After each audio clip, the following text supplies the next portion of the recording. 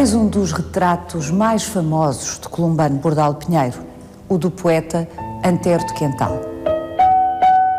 É um retrato inquietante que nos dá um homem cadavérico, atormentado. 2 anos depois de Columbano ter feito este retrato, Antero suicida-se. Terá o pintor tido uma premonição? Terá conseguido, como se propôs, radiografar a alma das pessoas que retratou? Vai querer saber mais? Venha connosco nesta visita guiada.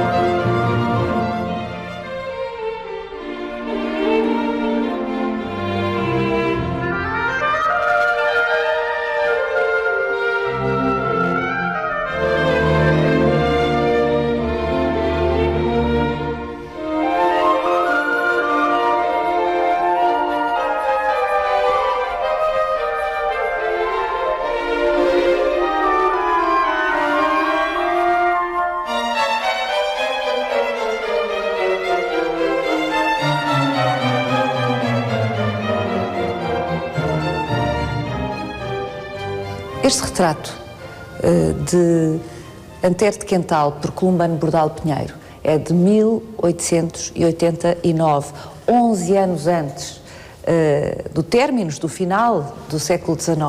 Mostra-nos um homem bastante atormentado, aparentemente. Nesta altura, em 89, era um homem decepcionado, desiludido com as aspirações que tinha defendido. E ele próprio reconhece, depois de ver o retrato, que Columbano era um novo Velázquez, que, enfim, é um retrato fantástico e ao mesmo tempo tenebroso, eventualmente lembrando-se também daquilo que, enfim, Columbano vira neste ano no Museu do Prado. Em 1889. Em 1889 ele visita pela primeira vez o Museu do Prado e observa com certeza os tenebristas espanhóis, especialmente Zurbarán, Ribera, e que davam uma importância grande à iluminação da composição. São artistas do século XVII, mas que através da iluminação valorizam determinados aspectos da composição e, neste caso, ele opta por um fundo negro, um traje também escurecido, um traje escuro, mas para valorizar o rosto, a iluminação do rosto, a iluminação que parece ser uma iluminação vertical e que lhe dá este aspecto espectral.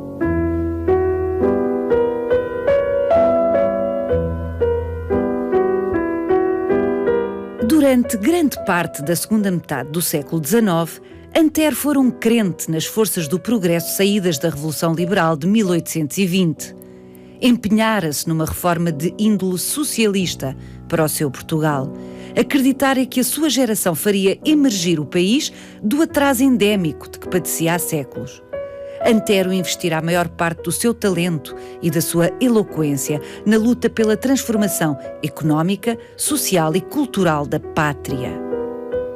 Mas em 1889, quando Columbano Bordal Pinheiro pinta o seu retrato, Antero está desiludido, desalentado. Este retrato cadavérico é também, de alguma forma, o retrato da geração de 70 que ele liderara tão brilhantemente contra as amarras conservadoras do país. facto é um homem decepcionado, desiludido com a situação que atravessava o país, que atravessava uma grave crise económica, uma grave crise social. Em 89 Portugal vivia ainda de uma ilusão ao pretender uma afirmação de um império colonial, de se afirmar como potência colonial. É o chamado mapa cor-de-rosa, que é apresentado ainda na Conferência de Berlim, 2 anos antes, em 87, e pretendia Portugal unificar uma extensa faixa, desde Angola a Moçambique, e assim unificar este império e, ao mesmo tempo, explorar uma zona rica em ouro e que, eventualmente, poderia equilibrar a balança financeira, o déficit da balança. Tal não aconteceu porque também a Inglaterra ambicionava e cobiçava esta zona, porque pretendia impor-se numa extensa faixa desde o Egito até a África do Sul, e em 90, portanto um ano depois, em 1890, impõe um ultimato. Portugal teria de retirar sob pena de um corte diplomático, ou seja, era uma declaração de guerra a Portugal se não abandonassem aquela zona, atualmente o Zimbábue. E Portugal, para além da grave crise económica que atravessava, mergulha numa depressão. Há uma série de suicídios, inclusive do Antero de Quental mais tarde, em 91. Esse ambiente deprimido que se vivia, ou depressivo e deprimido, com certeza que potenciou também o suicídio, como diz, de Antero de Quental, um poeta muito comprometido politicamente e que tinha tido não só aspirações políticas, como, sobretudo, muitas ilusões ou sonhos políticos. Sonhou com o socialismo, sonhou com um outro mundo, como parte dos da geração dele. Mas, quer dizer, ele tinha um traço para deprimido. Parte da sua poesia, independentemente do contexto, sempre teve essa dimensão suicidária, pessimista. Sim, parece que sim. Havia oscilações de humor entre fases mais eufóricas e fases mais depressivas, mas de facto há muitos sonetos com o tema da morte, muito pessimistas. Ou seja, quando o Columbano Bordal Pinheiro, o nosso pintor, retrata Antero de Quental com este ar espectral, para usar a sua expressão, fantasmático, cadavérico, tenebroso, também não está a extrapolar excessivamente, bastava conhecer a parte da sua poesia deprimida e deprimente, não é? É engraçado porque há amigos de Columbano que o conheceram bem e que referem que conversaram calmamente, nunca podiam ver que 2 anos depois houvesse este desfecho. Provavelmente Columbano conversou com Antero de Quental bastante, e também para o pôr à vontade, para conseguir captar aquela que na altura se chamava observação psicológica, ou seja, as características do retratado. À época da apresentação deste retrato, portanto 2 anos antes, em 1889, Columbano Bordal Pinheiro foi logo criticado por apresentar Antero de Quental de uma forma tão negra.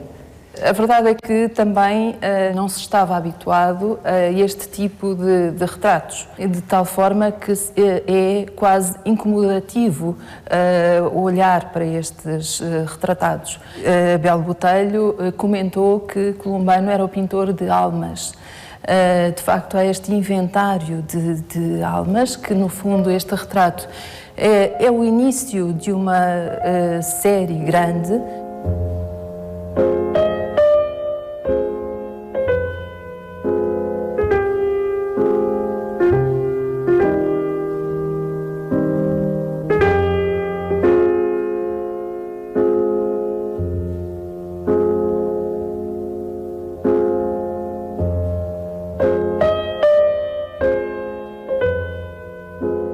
Quantos anos medeiam este retrato do poeta Antero de Quental do retrato do Teixeira de Pascoais? Estamos a falar de um dos primeiros retratos que fixaram Columbano como retratista, não é? E um dos últimos. E um dos últimos, de 1927, este retrato de Teixeira de Pascoais, já há um outro ambiente, já há uma cerca outra... de 30 anos entre este retrato e este retrato. Já há uma outra situação política, agora com a imposição da ditadura nacional. E este retrato é o retrato do poeta, e o próprio o Teixeira de Pascoais reconhece que este retrato é mais real e verdadeiro do que ele próprio. Ou seja, não é o retrato que se parece comigo, dizia ele, mas eu é que me pareço com este retrato. Generoso, Teixeira de Pascoais, generoso com o columbano.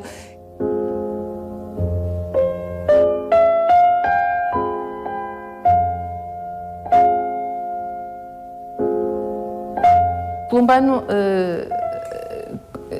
tem a preocupação, ao longo de toda a sua vida, ao longo de toda a sua carreira, de captar as características fundamentais do retratado. Estabelece-se, por isso, uma certa cumplicidade com o retratado e estabelece também uma, digamos que, tensão emocional. Não é uma cópia fiel daquilo que ele está a ver, mas ele pinta mais o que sente do que o que vê. Sendo assim, é aqui que reside a modernidade de Columbano. Vamos até outra das pinturas icónicas, mais famosas, de Columbano Bordal Pinheiro, Concerto de Amadores.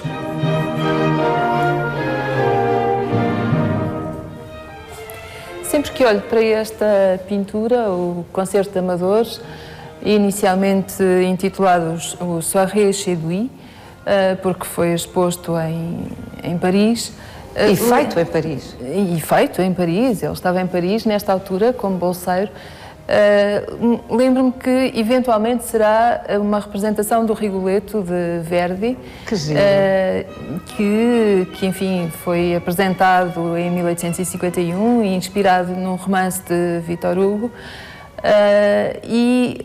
Lembro isto porque ainda muito novo, ainda em Lisboa, em casa dos seus pais, ele fez um desenho que era o estudo para o Rigoletto, portanto um estudo de um serão musical em casa dos pais, em Alcolena, na rua de Alcolena, e intitulou o estudo para o quarteto do Rigoletto.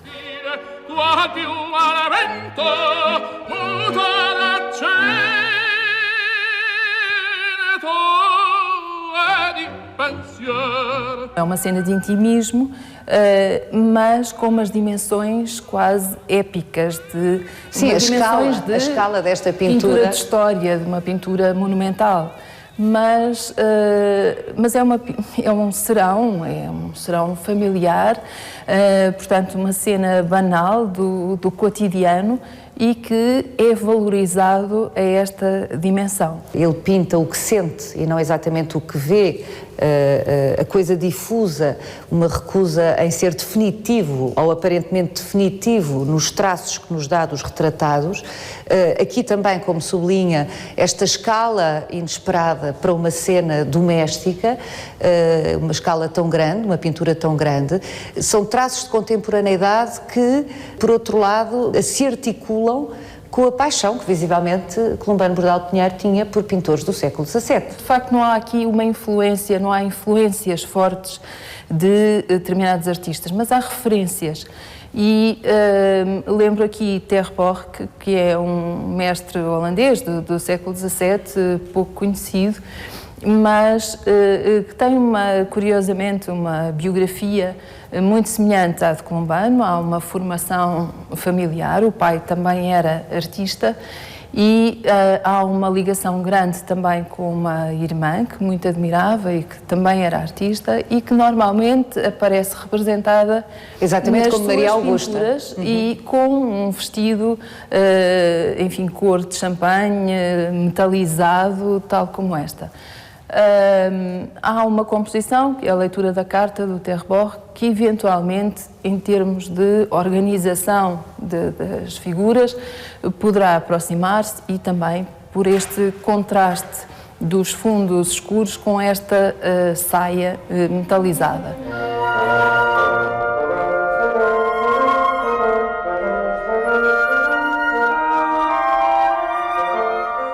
Em relação a estes mestres holandeses do século XVII, temos que sublinhar também que durante a sua formação eles foram muito importantes, porque o pai, um artista também pouco conhecido, Manuel Maria Bordal Pinheiro, que ajudou também a fundação da Sociedade Promotora de Belas Artes, tinha uma especial admiração por estes pintores do século XVII. E quase que obrigava os seus filhos a fazerem cópias destas pinturas ou a desenharem. Portanto, tinham esta obrigação, esta disciplina todos os dias, depois do jantar, quando levantavam a mesa, ficavam todos sentados a desenhar. Por falar em família, vamos agora passar a outro quadro de referência, a outra pintura de referência de Columbano Bordal Pinheiro, o Grupo do Leão, porventura o mais famoso de todos.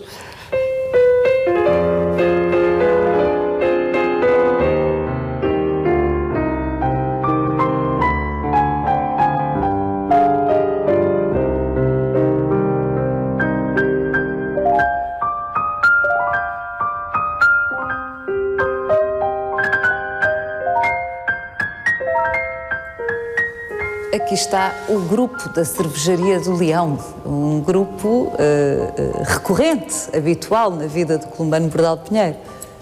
Sim, é o grupo da geração naturalista e no centro está o Silva Porto.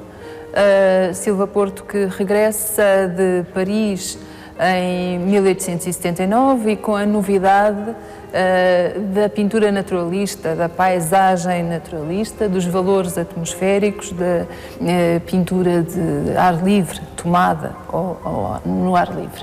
Ao seu lado, António Ramalho, com este laço de artista, era um retratista, mas também um paisagista. O João Vaz, um marinhista da zona de Setúbal, e em primeiro plano o José Malhoa.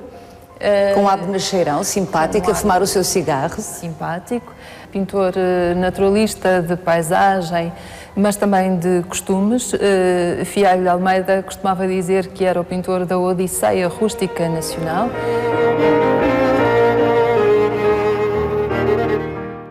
Por trás de Silva Porto, Alberto Oliveira, que lhe mostra uma revista de arte. Era um homem, não era um artista, mas era um homem informado, viajado e que editava os catálogos do Grupo do Leão. Ao centro está o Manuel Fidalgo, o criado do restaurante, a Cervejaria Leão de Ouro, e que fiava os almoços aos artistas com pouco dinheiro, ainda em início de carreira. Mais que justificado, o centro para o fiador, o centro para o fiador. E Columbano de Cartola, de Bengala, e é o artista mais elegante, mais bem vestido, com uma certa arrogância, parece que está de saída e não de entrada. Está ligado a esta geração de naturalistas, mas não se misturava nestas tertúlias, e por feitio também de pessoa reservada, nem se misturava também com estes naturalistas ou com estes paisagistas e, enfim, embora se desse bem com eles e apresentava-se regularmente nas exposições do Grupo do Leão. Por baixo de Columbano Bordal Pinheiro, da representação, da autorrepresentação do pintor, Columbano Bordal Pinheiro, temos o seu também famosíssimo irmão Rafael Bordal Pinheiro e que está também de cartola e um bigode bem disposto, eu diria também, provocador, bom vivant. O Rafael, tudo indica, tinha um perfil, um temperamento, uma personalidade nos antípodas do reservado Columbano Bordal Pinheiro. Era de uma extrema alegria. Sim, era completamente diferente. Exuberante. Folgazão. um tanto boémio, provocador, muito provocador. Ele esteve 4 ou 5 anos no Brasil, nestes anos 80, e acaba por sair de lá com atentados mesmo, porque ele criticava tudo e todos, se fossem políticos, pessoas ligadas à religião, e de uma forma muito cáustica, muito satírica. Antológica, aliás, porque até hoje, enfim, as imagens do Rafael Bordal Pinheiro perduram no nosso imaginário coletivo. E não só de caricaturas, mas também de cerâmica. Exatamente. E na invenção, ou, enfim, na valorização dessa personagem do Zé Povinho. Exatamente. De alguma forma, o Rafael era o contrapoder, enquanto que o Columbano Bordal Pinheiro era a sempre figura mais ligado ao poder. Ao status quo, não é? A quem dominava. Ele era sempre, de alguma forma, próximo de quem estava numa posição dominante, enquanto que o Rafael não resistia a desfazer qualquer figura que emanasse do poder ou com poder. É isto. Como é que eles se davam os dois? Sim, davam-se muito bem. O Columbano admirava muito o Rafael, embora fosse bastante mais velho. Aliás, o Rafael morre em 1905, ainda praticamente no início da carreira de Columbano, ou pelo menos quando ele começa a ter mais projeção. E esta pintura é feita em 1885 por encomenda do dono da cervejaria.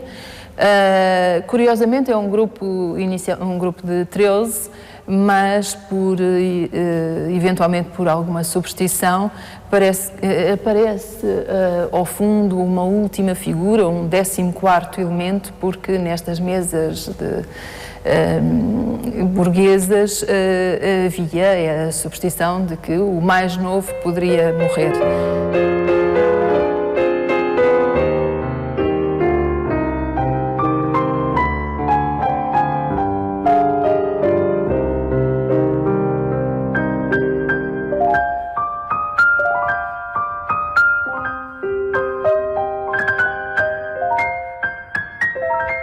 Estamos mesmo a terminar esta visita guiada, mas não podemos ir-nos embora sem nos determos no último autorretrato de Columbano Bordal Pinheiro, para ver o que é que ele nos diz sobre o pintor, a sua vida, a maneira como via o mundo.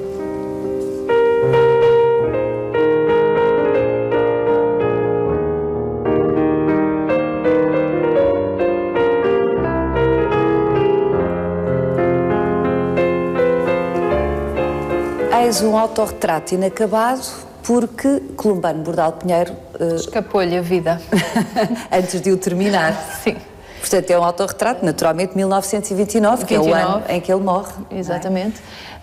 Inicialmente ele previu colocar aqui o retrato da mulher, portanto seria o retrato do casal. E, curiosamente, no estudo que fizemos na última exposição de 2010, com o Instituto José de Figueiredo, o estudo laboratorial, percebe-se que há um desenho preparativo da pintura, o que não era vulgar, porque Columbano começava a pintar praticamente sem estudos prévios, de cima para baixo, como aliás se vê, toda esta zona está mais inacabada, está mais elaborada, não é, do que esta mais inacabada. Mas provavelmente pela idade, por já não se sentir muito bem, sentiu necessidade desse estudo, desse desenho preparativo da pintura. O Columbano Bordal Pinheiro é um grande pintor universal ou é um grande pintor português? Talvez possa ser as duas coisas. No fundo não é, porque não é um pintor internacional, com projeção internacional, mas de facto é um caso muito português, exatamente porque conseguimos perceber, como num dicionário de História de Portugal, o que aconteceu nesta viragem de século e nos inícios do século XX, o que aconteceu de transformações políticas, económicas, sociais, e através do retrato. E, portanto, neste sentido, ele é um pintor nacional. Mas, por outro lado, e pela qualidade da sua pintura, há aqui uma grande modernidade e, dada a qualidade da sua pintura e a diversidade até tanto de temas como de pincelada e de mancha, poderá ter uma projeção internacional e estou convencida que um dia terá.